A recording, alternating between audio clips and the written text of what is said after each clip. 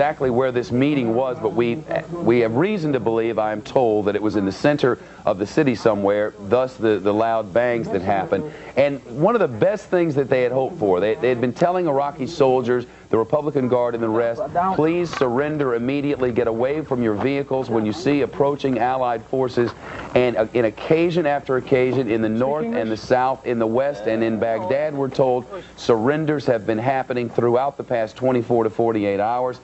There was an amazing shot, too, of an Allied soldier going up to a picture of Saddam Hussein. As you know, these enormous billboard-sized pictures are up of Saddam all over the kingdom. And one particular picture of a guy tearing that thing down and one of the locals coming up to help him and then beating on Saddam Hussein's picture with a shoe.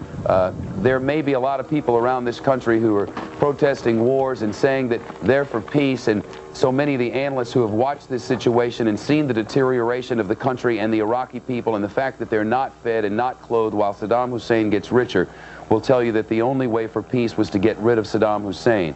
And the President of the United States has promised that this particular campaign will do that. Then you return the oil wells and give them their money back, get them fed and help them rebuild. Then maybe, Brit Hume, you have an outpost in the middle of the Persian Gulf and a way to spread some of the love. Who knows? It's certainly a good thought, isn't it?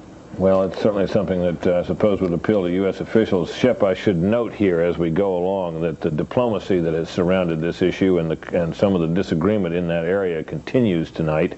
The Turks, as you may have heard earlier, have sent a commando unit of about 1,500 forces across the border into northern Iraq. This is something the U.S. profoundly did not want Turkey to do. It is said to be the leading edge of what may become a larger force, although how much time it would take before that larger force comes in is unclear. The Turks, of course, are saying, Shep, that they're concerned that their northern border might be insecure, and they're worried about the Kurds, with whom they have been in conflict for a very long time indeed.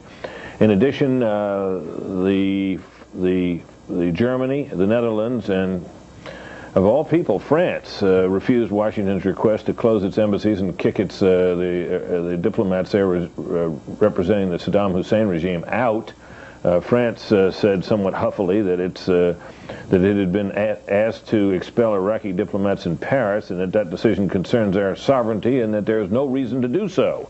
In the meantime, Jacques Chirac was quoted today on the question of a United Nations resolution that would govern the handling of the situation in Iraq, the administration of Iraq after these hostilities are over and Saddam Hussein and his team are presumably gone. He said he wouldn't vote for anything that, quote, would legitimize military intervention and give the U.S. and the British the powers of administration of Iraq. So presumably France is hoping to have a piece of the action in controlling Iraq when all of this is over with. It is seems at least as unlikely that the U.S. and British would allow France a big say in the matter as well. Let me turn back just so I can for a moment to Pentagon correspondent Bret Baier for any further information he may have at this time. Bret? Hi, Brett. Well, we can tell you that those teams that we reported on about the hunting teams for weapons of mass destruction sites, they are now inside Iraq trying to hunt down Iraq weapons of mass destruction facilities. Southern Iraq. The onset of darkness here in southern Iraq brings about